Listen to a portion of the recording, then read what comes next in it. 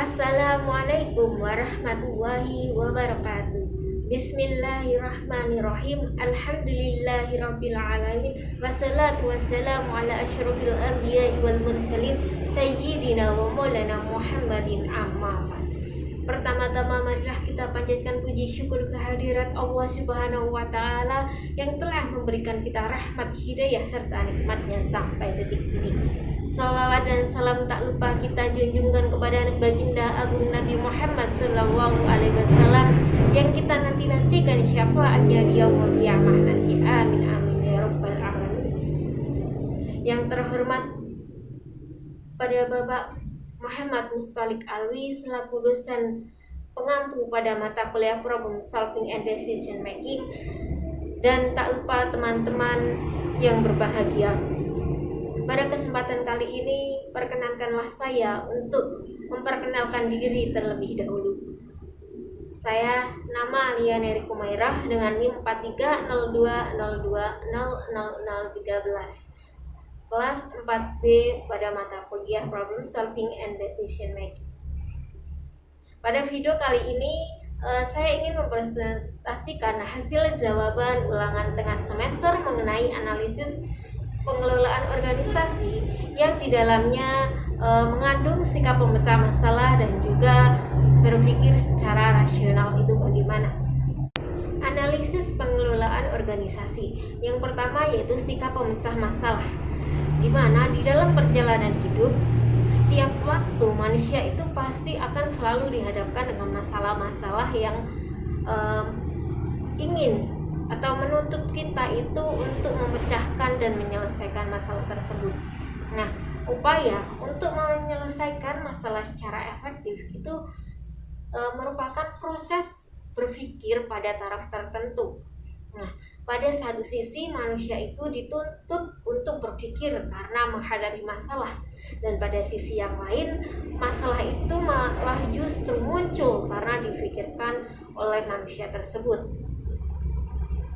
Sikap pemecah masalah di dalam organisasi selalu dihadapkan pada berbagai masalah, mulai dari yang bersifat strategis sampai yang bersifat operasional. Nah, masalah-masalah yang bersifat operasional itu paling sering terjadi dihadapi oleh orang-orang yang tingkat operasional. Nah, dalam hal ini pencapaian tujuan organisasi ikut ditentukan oleh efektivitas pemecah masalah yang dilakukan oleh para anggota operasional. Nah, bangsa Indonesia sejak zaman dahulu itu selalu atau memiliki suatu budaya kerja yang disebut gotong royong dan musyawarah ataupun mufakat. Nah, budaya kerja tersebut pada hakikatnya itu merupakan perwujudan dari pola pemecah masalah yang dilakukan untuk bekerja secara kelompok. Nah, budaya gotong royong dan musyawarah itu sebagaimana dituangkan di dalam Pancasila dan juga Undang-Undang Dasar 1945 selayaknya menjadi budaya yang harus mewujud di dalam pola-pola pemecah masalah yang dilakukan oleh bangsa Indonesia di dalam bekerja secara kelompok itu. Nah, organisasi merupakan atau wadah kerjasama kelompok orang untuk mencapai suatu tujuan tertentu. Di dalam penjelasannya bahwa organisasi itu mempunyai beberapa penyakit, diantaranya adalah tujuan yang ditetapkan itu berubah dan berbeda atau dirumuskan secara jelas. Maksudnya dirumuskan secara tidak jelas. Nah, pembagian tugas tidak adil, tidak merata, dan tidak jelas. Kemudian anggota semata-mata itu bekerja sesuai dengan tugasnya, tidak mau bekerja sama antar divisi. Kemudian perasaan bahwa divisinya itu paling unggul lah, tidak seimbang tanggung jawab dengan wewenangnya. Terlalu banyak anggota atau bawahan itu juga dapat mempengaruhi karena sulit untuk diawasi setiap anggotanya.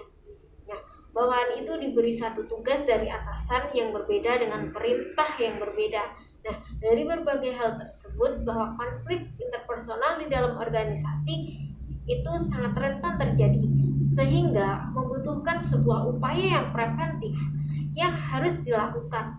Selanjutnya telah dijelaskan dalam keputusan Menteri Pendidikan dan juga Kebudayaan Republik Indonesia tentang pedoman umum organisasi kemahasiswaan di perguruan tinggi.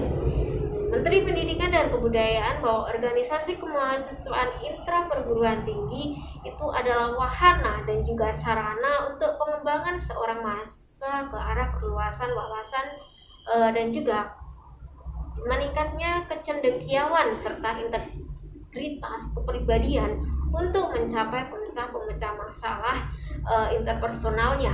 Nah, hal itu dapat memecahkan masalah interpersonal yang dipengaruhi oleh faktor kebiasaannya masing-masing.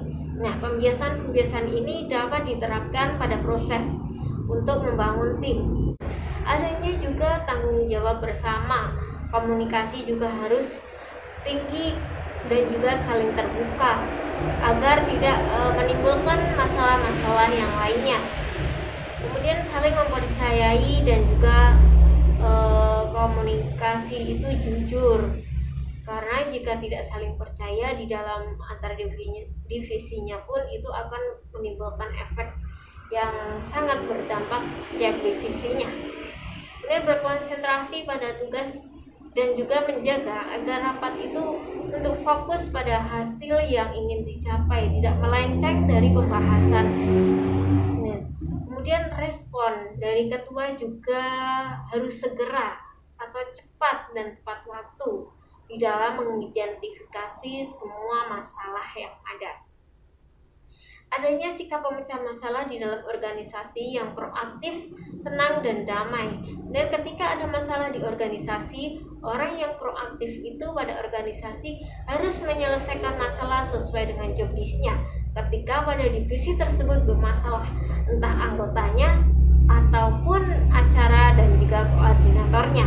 Nah, maka itu harus segera dicarikan jalan keluarnya dan tidak untuk ditunda-tunda.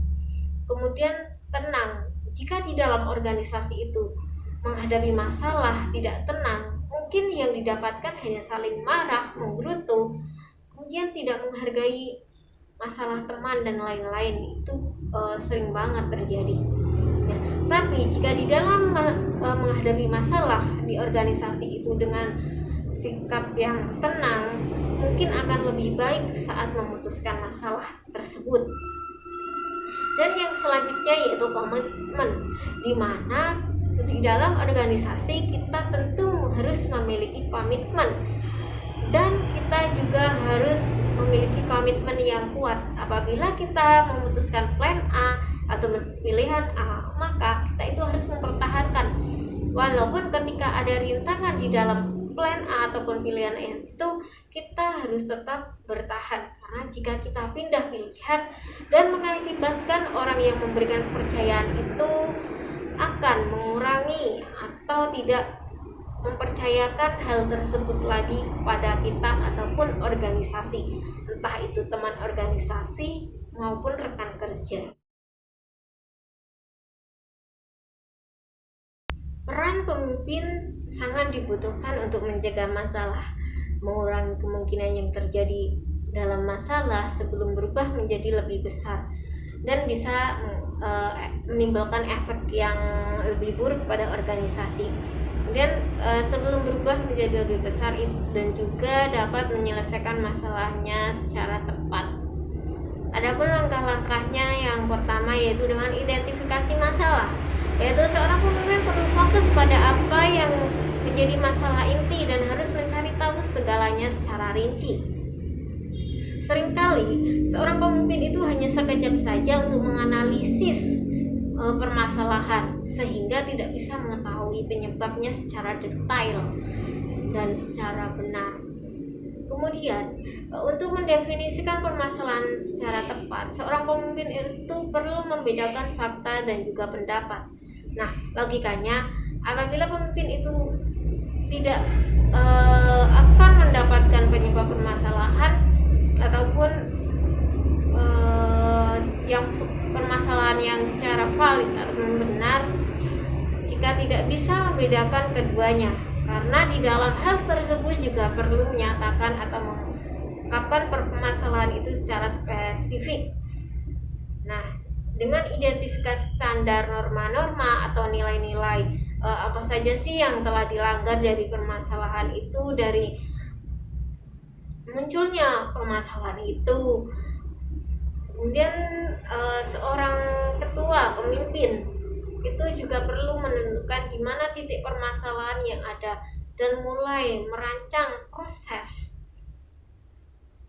pemecahan masalah tersebut, sehingga sehingga harus memastikan untuk tidak menyelesaikan sebuah permasalahan tanpa data-data yang valid. Nah, kemudian dengan mengembangkan alternatif solusi curhat pendapat atau brainstorming, yaitu merupakan cara yang paling populer untuk memunculkan beragam gagasan. Semakin banyak kemungkinan dapat seorang pemimpin itu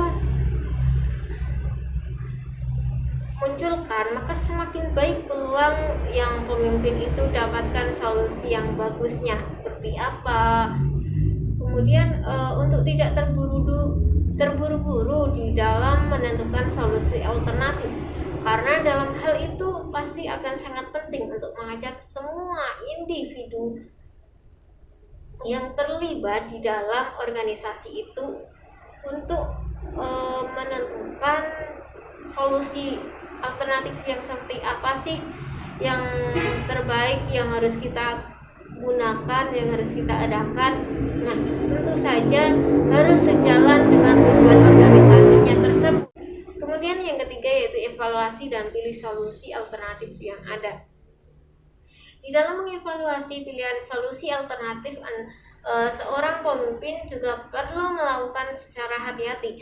Maksudnya bagaimana? Yaitu jangan sampai seorang pemimpin atau ketua itu mempertimbangkannya secara biasa-biasa aja, sehingga solusi alternatif yang dihasilkan itu ya biasa-biasa saja. Sebenarnya itu tidak cocok dengan permasalahan yang ada. Nah, untuk itu pemimpin harus bisa mengevaluasi solusi alternatif itu yang relatif terhadap standar target yang ada, yaitu standar seperti anggota yang ada itu, misal nggak semuanya bisa terselesaikan dengan cara seperti ini dan seperti itu. Kemudian pengambilan keputusan melalui konsensus, dimana itu secara konsensus bukan berarti setiap orang itu harus senang dengan keputusan yang diambil. Bukan berarti bahwa setiap orang itu juga harus dapat menerimanya, tapi ini masih lebih baik daripada mayoritas yang membuat keputusan. Tujuannya adalah untuk mengetahui bagaimana sikap kelompok, sikap organisasi itu. Mungkin ada satu atau dua pilihan solusi terbaik, sehingga dapat untuk mempercepat pengambilan keputusan, atau mungkin juga ada satu pilihan yang tidak disukai semua orang. Selanjutnya yaitu melakukan tindakan, di mana seorang pemimpin atau ketua itu harus menerapkan solusi yang sudah terpilih untuk memecahkan masalah tersebut. Nah, akan tetapi bukan berarti menerapkan solusi telah menandakan bahwa suatu permasalahan itu selesai begitu saja. Perlu adanya tindak lanjut yang dilakukan oleh beberapa orang yang terlibat agar mereka itu bisa meninjau bersama apakah permasalahan yang ada itu memang benar-benar terselesaikan atau belum. Yang kedua yaitu berpikir rasional, di mana semakin banyak kita melakukan aktivitas berpikir yang tingkat tinggi, itu akan menghasilkan keterampilan berpikir pada seseorang akan berkembang. Jika selalu dilatih dan juga berhadapan selalu dengan masalah-masalah, entah itu ketidakpastian, tidak dikenal pertanyaan ataupun dilema, seseorang itu mampu mengatasi ataupun menjawab permasalahan, maka dia telah sukses mengaplikasikan keterampilan berpikirnya seperti itu. Nah, keterampilan berpikir secara kritis itu merupakan keterampilan berpikir tingkat tinggi yang tidak bersifat terlepas dari keterampilan berpikir lainnya, seperti berpikir logis yang reflektif dan juga keterampilan pemecahan masalah. Sementara itu, keterampilan berpikir kritis akan membawa seseorang itu untuk meningkatkan atau memikirkan ide-ide yang kreatif yang dapat dituangkan di dalam karya kreatifnya dalam bentuk pemecahan masalah yang kreatif. Kemudian pengambilan keputusan di dalam manajemen memegang peranan yang sangat penting, karena keputusan yang diambil oleh seorang pimpinan, seorang ketua, seorang pemimpin itu adalah hasil akhir yang harus dilaksanakan oleh pimpinan di dalam organisasi. Efektif tidaknya seorang pemimpin di dalam menjabat sebagai pimpinan adalah kemahirannya ketika dia itu mengambil keputusan yang rasional di dalam untuk organisasinya lah. Nah, untuk menjadi seorang ketua yang rasional diperlukan kesanggupan di dalam memikirkan masalah-masalah dan juga keputusan secara logis dan sistematis. Nah, itu artinya keputusan tersebut itu diolah oleh otak manusia dan juga dapat diterima oleh akal pikirannya. Karena dalam mengambil keputusan selalu melalui urutan atau proses yang teratur. Di dalam teori pengambilan keputusan itu akan selalu menolong kita untuk meningkatkan kemampuan berpikir kita, baik berpikir praktis maupun realistis. Nah, di dalam mengambil keputusan itu kemudian rasionalitas murni di dalam pengambilan keputusan itu secara teoritis itu memang mungkin terjadi, yaitu apabila keputusan mendasarkan tindakannya semata-mata pada pendekatan ilmiah. Nah, keputusan hanya akan mempunyai makna apabila ia dapat mengoperasionalkan dalam rangka pencapaian tujuan dan berbagai sasaran organisasi yang ada. Nah, dalam organisasi tidak jarang terjadi bahwa ketua atau pemimpin itu terlalu sibuk dengan banyak hal penting, sehingga apa yang menjadi wewenangnya itu tidak dilakukan dengan baik. Nah, maka dari itu pemimpin itu harus efektif, harus tahu kapan dan hal apa sih yang perlu didelegasikan, diputuskan di tingkat bawahannya. Apabila masalah yang kecil saja di dalam divisi itu tidak bisa diselesaikan, maka ya mau bagaimana lagi? Apalagi di dalam divisi itu seorang koordinator itu juga harus bisa menyelesaikan masalahnya per divisinya. Jika itu tidak bisa, maka barulah kita serahkan pada seorang ketua, seorang pemimpin atasan yang menaungi kita semua, yaitu seperti di HMPS. HMPS itu pasti ada koordinator tiap divisi, kemudian barulah kita di ketuanya, seperti itu. Nah, apabila itu juga tidak bisa diselesaikan dengan benar dan tepat, maka itu bisa membesar dan pihak ketua itu juga perlu menangani dengan konsekuensi jika tidak tepat ataupun tidak cepat pada menangani suatu masalah itu juga berdampak pada organisasinya, yaitu organisasi itu konsekuensinya tidak berjalan dengan baik, akan memburuk, seperti itu efeknya. Demikian presentasi yang dapat saya berikan, kurang dan lebihnya mohon maaf yang sebesar-besarnya. Wallahul muwaffiq ila aqwamit thoriq. Wassalamualaikum